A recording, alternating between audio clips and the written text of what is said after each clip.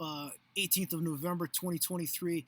And, where does Nancy Dahlstrom get off seeing that the government, this anti American sentiment that Mike Dunleavy, even Senator Sullivan, has expressed at times? Uh, you know what I mean? In terms of the quote unquote Nancy Dahlstrom's campaign for U.S. Congress, as she tries to hold her lieutenant governor position, the quote unquote attack on Alaska.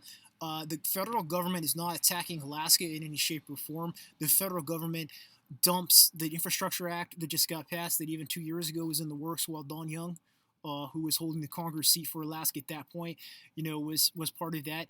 And R.I.P. He's not here anymore. But the federal government offers Alaska tons of money, and Don was instrumental in bringing resources, to Alaska, helping to build up our libraries, our schools, and we have to acknowledge that historically, the federal government is still, all kinds of programs are funded by the federal government. So the federal government is not attacking Alaska or any other state. And this anti-American sentiment from Alaska political leadership, whether it's Nancy or Dahlstrom or Mike Dunleavy or Sullivan or some of our senators at times, we need to correct and redirect that to a patriotism, I think, and an appreciation for, and a unity, a message of unity. I think, as a political leader myself, or just as a community leader myself, I stress how great the Constitution is, in terms of the foundational values of our country.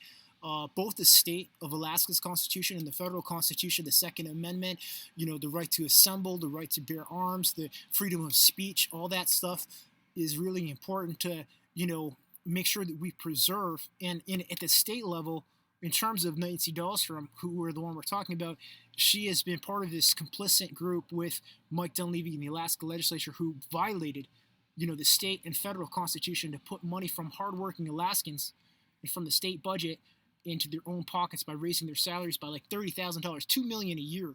And then she's going to complain about federal, an attack on Alaska. She needs to get, that sounds crazy. That's not backed by fact, and that's anti-American.